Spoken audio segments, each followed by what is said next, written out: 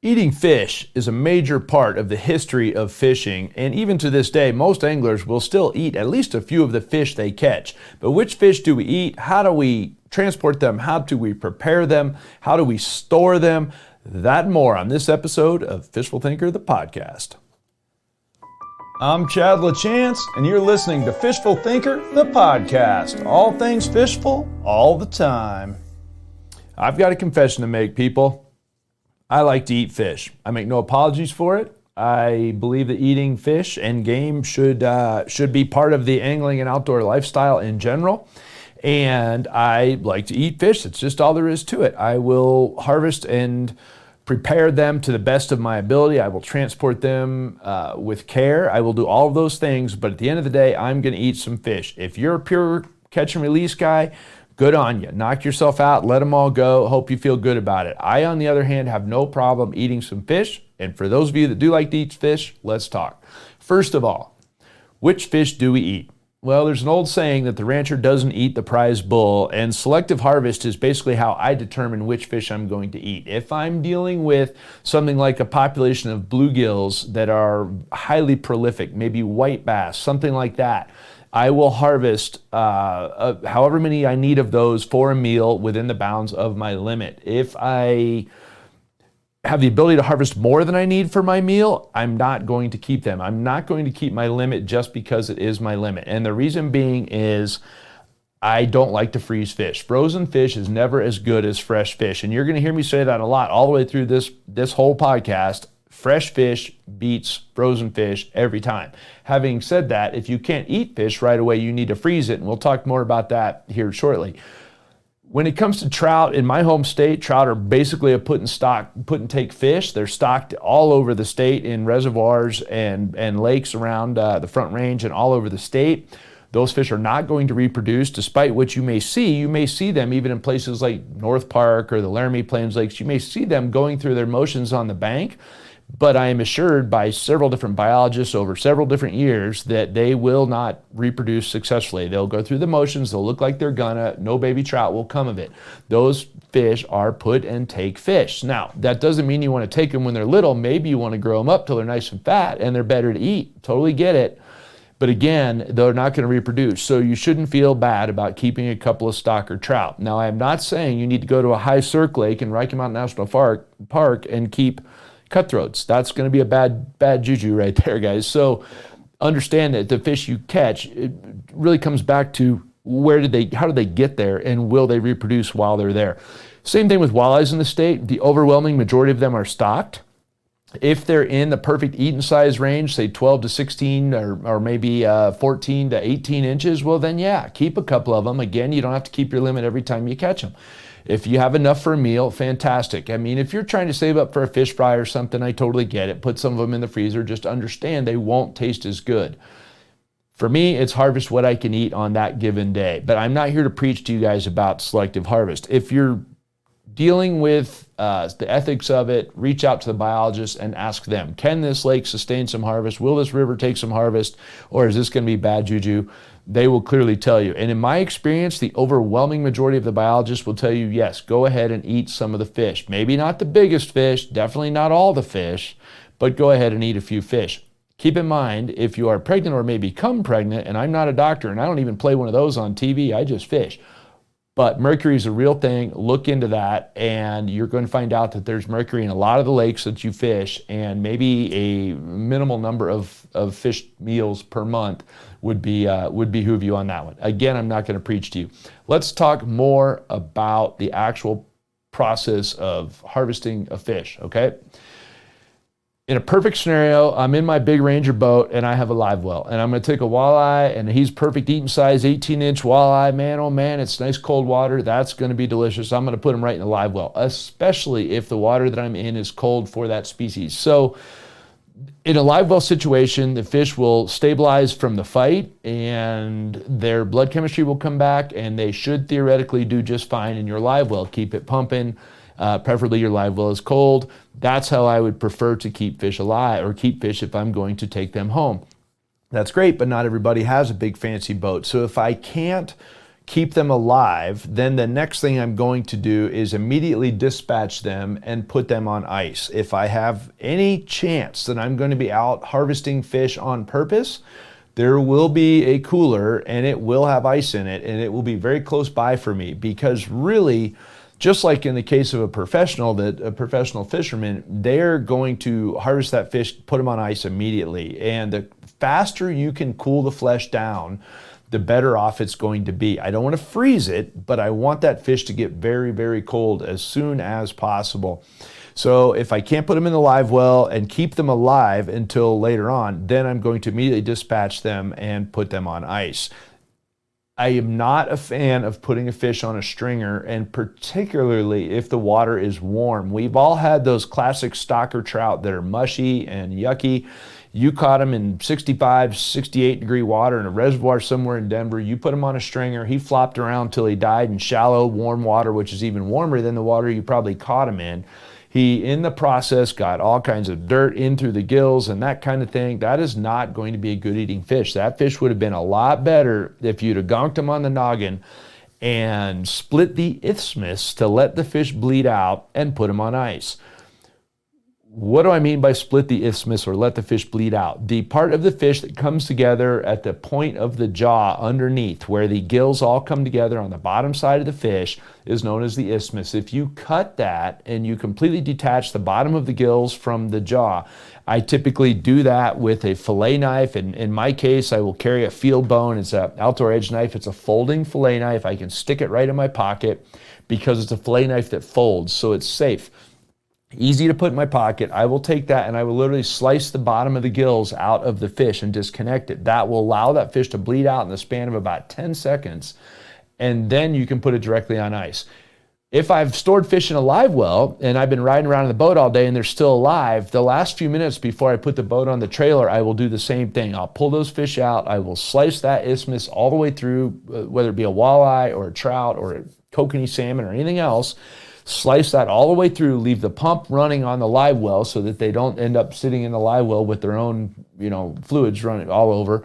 Pump the water in and out of the live well. The fish will then, by the time you get the boat in the trailer, will have been bled out, again, straight to ice from there. Hopefully you have a cooler in your truck and ice from there. I can't harp on it enough how important it is to get the fish bled out and cold. If you don't bleed the fish out, it's not the end of the world. You're just going to have a messier fillet job. But if you want to have a beautiful, clean, white, walleye fillet, bleed them out. If you want to have a really delicious white bass fillet, same thing. Bleed them out before they're dead. Cut that isthmus out. Cut those gills out of the bottom, and that fish will bleed out, and you will have a beautiful white fish fillet. If you don't do that, let's say you got 15 white bass, and you're going to fillet them up for dinner. You and your buddy caught them. Okay, well, we're going to take those, fillet them, and put them right in ice water, like ice water combination. So not directly on ice and not in just water. I want a 50-50 mix of ice and water, which is colder than either ice or water. I will additionally add a little bit of salt to that water. Not a lot of salt, but a little bit of salt. I'm looking for somewhere around a 2.5 to 5% salt solution. The reason I'm going to do that with those fillets is that freezing cold water will cool them down. That salt will help them firm up as well, particularly if they came out of water that is warm, which is why I use the white bass for my example on this one. Bluegills, crappies would be the same way. Warm water walleyes or saweyes would be the same way. That very cold iced water with salt in it will do a great job of firming up the fillets, cleaning up the fillets, and is a great thing to throw them straight in as you're taking these fillets off of the fish. After they soak in there, so once I've dealt with my fish carcasses, I've filleted them off. I will then take those, leave them in that iced water for a few minutes and let them firm up, like I said, maybe up to 10, 15 minutes, and then rinse them clean, rinse them with fresh, clean, cold water, and then go ahead and go from there, whatever I'm going to do, store them or cook them or whatever I'm going to do after that. But that's how I like to handle the fillets coming straight off of the fish. Same thing with a whole trout. If I'm going to keep whole trout, which is commonly how I will keep any trout under about 15 inches, I'll leave them whole most of the time. Same thing. I'll cut the gills out immediately as soon as I can. I'll go from there. In most cases, I'll go ahead and dehead the fish. I'm not a huge fan of cooking them with the head on. I've had too many guests at my house freak out when the eyeball's looking at them. So I take the head off of them, Give them a good rub down under running water. Take all the entrails out. There's a really slick knife that Outdoor Edge makes for that. It's called a razor fin. It's got basically what amounts to a gut hook. If you're a big game hunter, you've seen these. It's a little hook that's sharpened on the inside. It works perfect for going right in the vent of a trout and then slicing them all the way up to the head or to that same isthmus we're talking about and splitting the belly wide open all in one shot without cutting the guts. It's also very safe. I'll point that out because trout are slippery to hold on to. Pull all the guts out, clean the bloodline along the spine of the fish, use your thumb and some running water, and then again, straight into ice cold mix of ice and water with a bit of salt in it. Let them finish up in there for a little bit and then go on to your next step from there. That's how I for sure would like to transport fish over any time as well. Let's say I've got a 2-hour drive home from the lake, if at all possible, they're going to go in salted ice water for the first few minutes after I fillet them. Then I'll go ahead and bag them, put them on ice. You don't want them soaking in water for too long. I'll go ahead and bag them in a zip top bag, put them right on ice till I can get them home. Usually I'll put a paper towel or something in there to help pull excess moisture out as well. When I get home, I'll deal with them from there. In my experience with trout, if you're going to fillet trout, same basic thing all the way across the board, no real difference there. It's going to work pretty much the same system no matter what. Let's talk a little bit, take a half a step back and talk about actually filleting fish or processing fish. And I've already alluded to a couple different knives and they have different advantages to them. You know, we're all familiar with a very standard fillet knife. It's a relatively soft blade. It's a long blade. It's a very thin blade, pointy on the end, you know, like a Realflex fillet knife. If you're not familiar with one, go look it up. Google Realflex fillet knife. You'll find one. It's a very classic fillet knife, easy to sharpen. It's a soft metal. It's easy to sharpen. Very, very sharp and very flexible. That allows you to fillet fish very well. These days, I've done a lot of my filleting with that same razor fin I was just referencing a minute ago, which has a replaceable razor blade. So big game hunters will be very familiar with the replaceable blade knives. They've been all the rage for a while. You push a button, the blade comes off. They're disposable. They are, for the record, sharpenable as well. But then you just plop a new blade into the knife. It is now razor sharp, like scalpel sharp. So if you want to do a really clean job and make really clean fillets, the sharper your knife is, the better it's going to be. And so those replaceable blades like the razor fin have really jumped to the forefront for me if I'm going to be doing a whole bunch of fish. Again, if I'm just going to be maybe on a river somewhere, I don't want to carry a bunch of stuff, maybe I'm camping, something like that, I'll go with a traditional or with a non-traditional, but with the field bone knife. That knife is very good because it's very safe. It's a basic fillet knife, only it folds, and therefore it's very, very handy to have around for camping trips, things like that.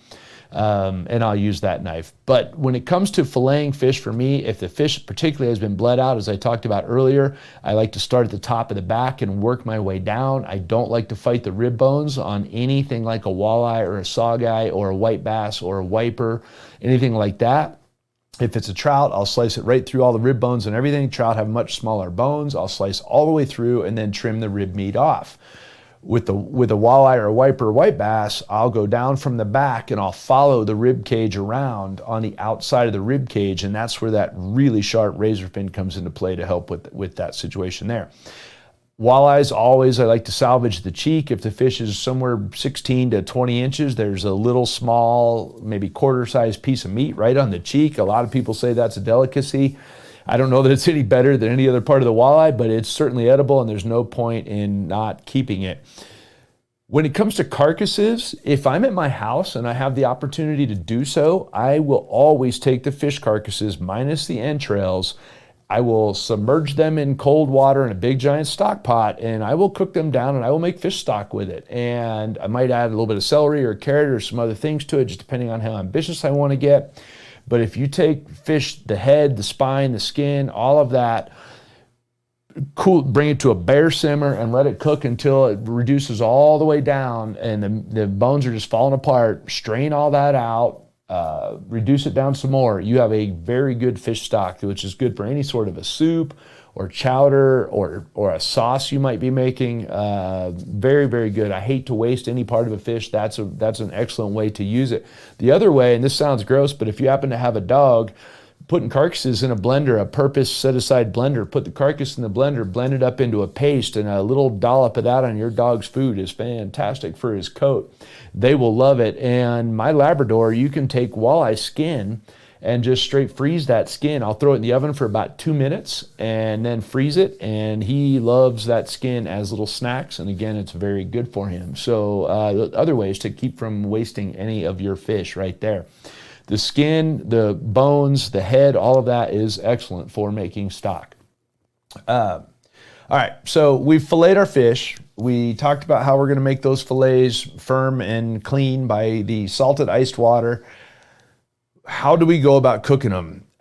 For me, it depends on the fish. The fresher the fish is, the more lightly I'm going to go with any sort of seasoning or rowdy preparation on that fish. A good fresh walleye fillet is not something I'm going to go blacken, or is not something I'm going to, put a ton of flavor. I'm not going to use it in a soup or a stew.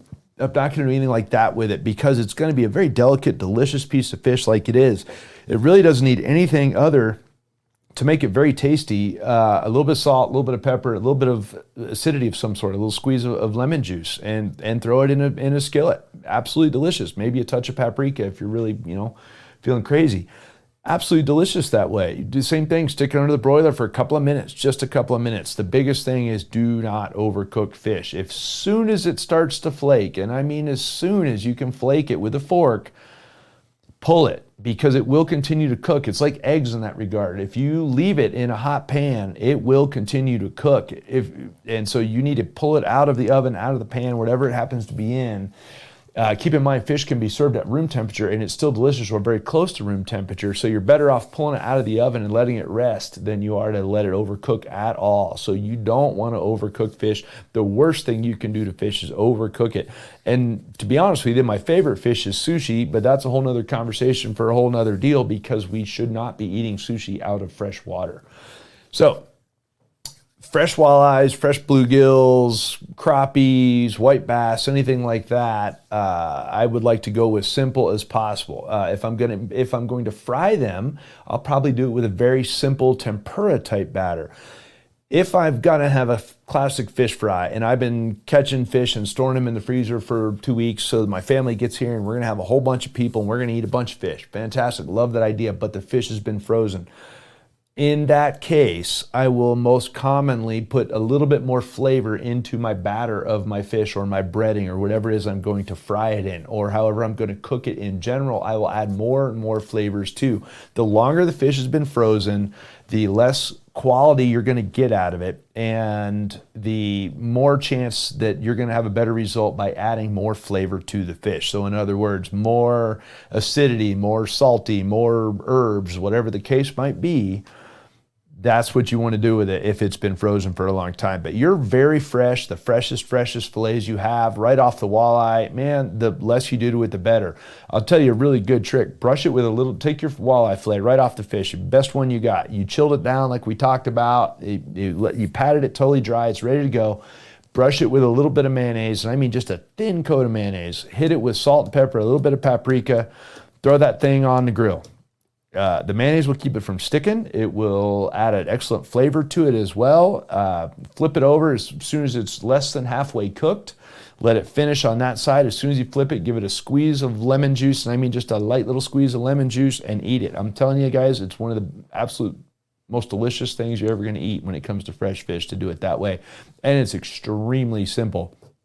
That same walleye, if I'm going to fry it, I'm going to fry it in something like a tempura batter, very light, not going to do it with a lot of flavoring, like I said, and then I'm going to maybe do some sort of a light dipping sauce. The key is, again, to not over fry it. As soon as it floats, pull it, because I want that fish to be barely cooked. In an ideal situation, when the fish is fried correctly, the shell should be extremely crunchy. You should be able to crack it in half, and literally the juice from the fish should run out. It should be holding juice inside the fish if you do it correctly.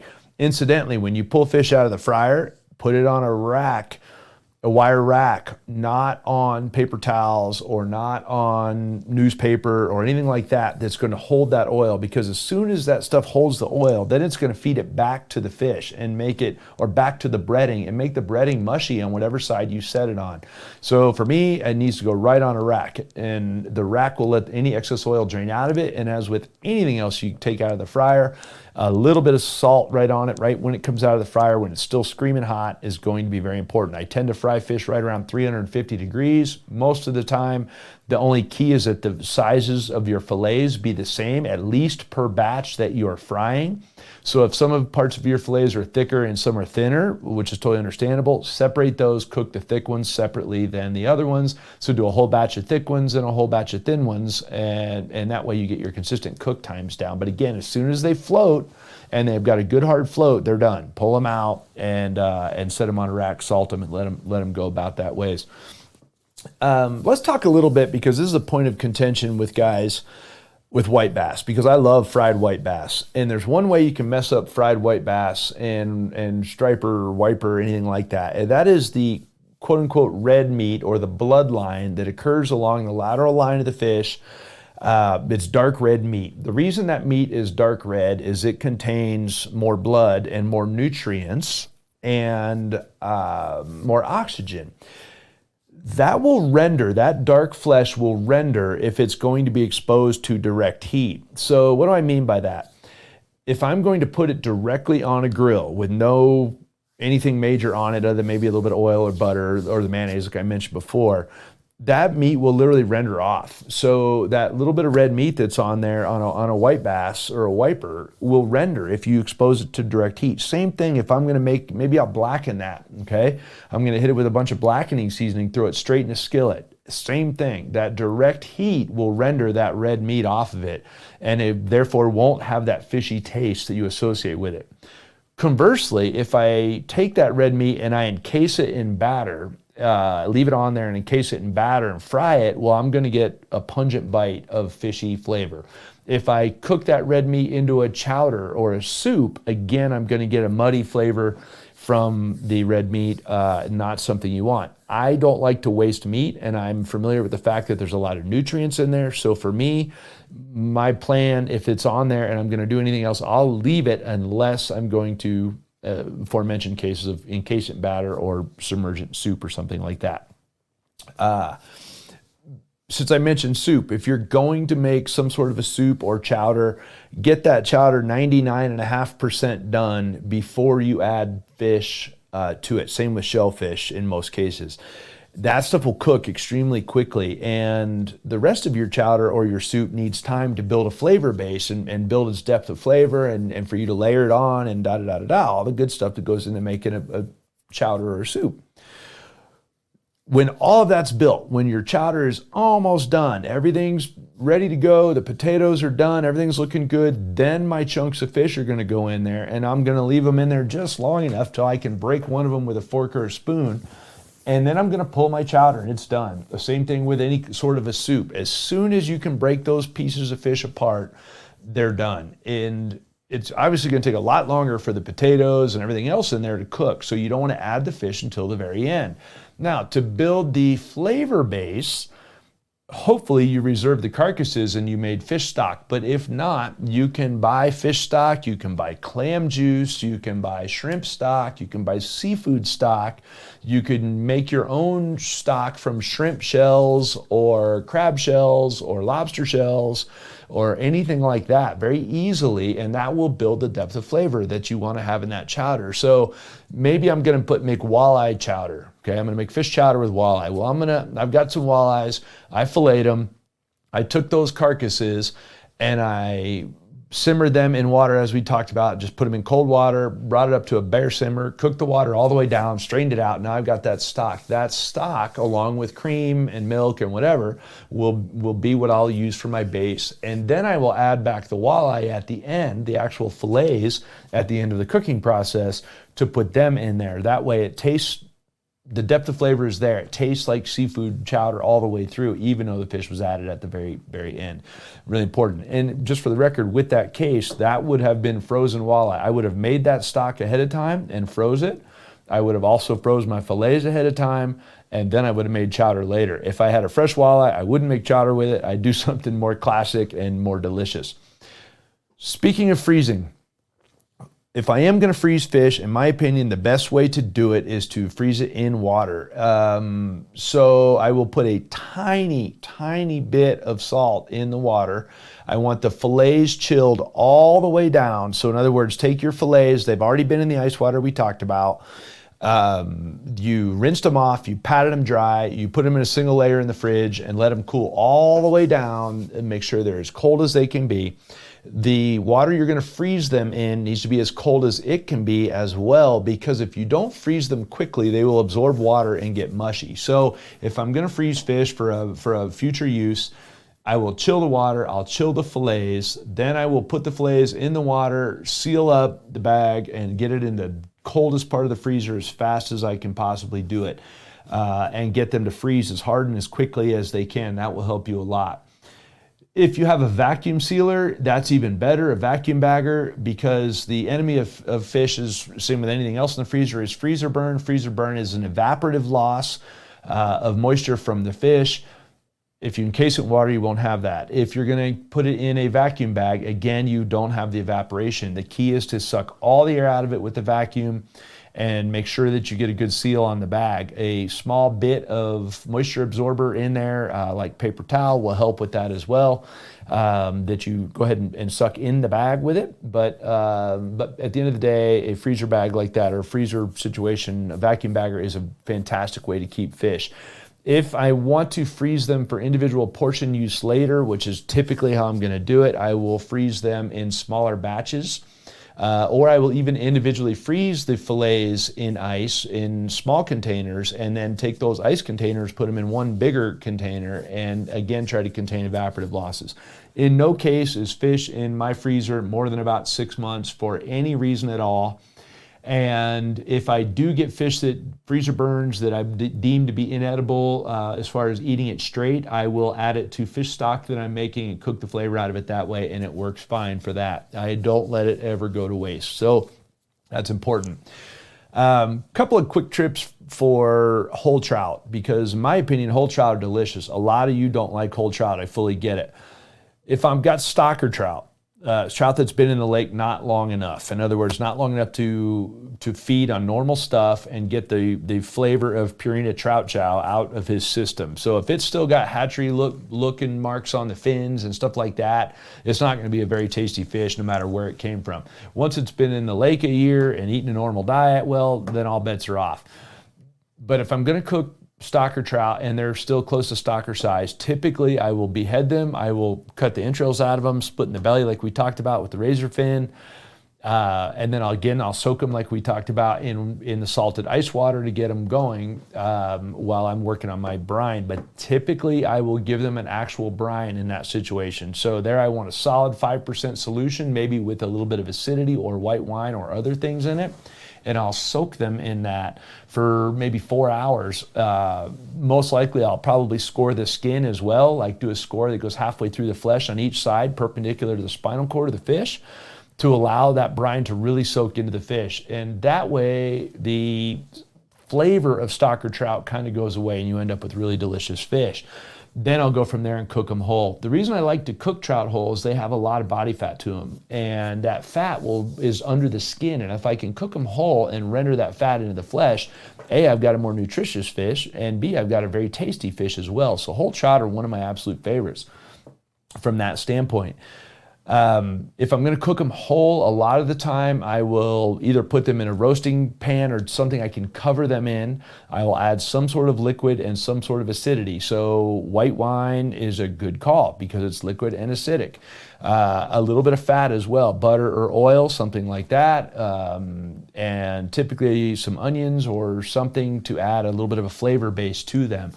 Sometimes I'll stuff the cavity of the fish, which can be really good. Something like orzo and spinach. So par cook some orzo and spinach, stuff it in the cavity with some lemon wedges, seal the whole trout up in foil and throw it on the grill. Fantastic that way. Put a little spritz, a little white wine inside that foil. Absolutely fantastic way to cook trout. One of my favorites, and this is a good camping hack, and I like this one a lot.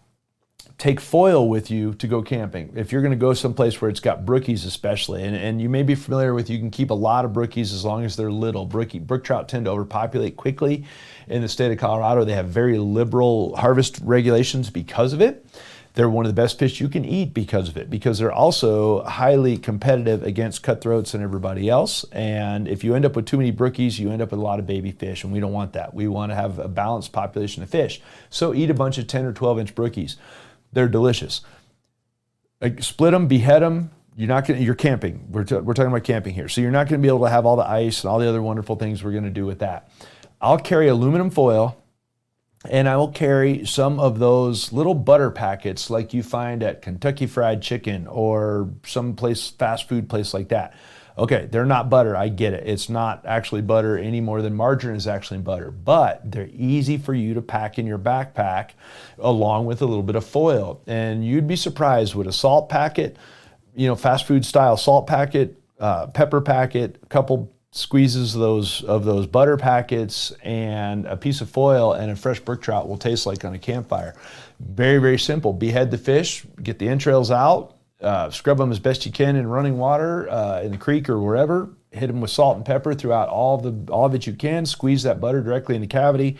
Roll it up tight in foil. Put it on your coals or above your coals or whatever. Again, open it, check it occasionally. Try not to overcook it. Absolutely delicious way to cook those little brook trout, and it's fantastic while you're backpacking.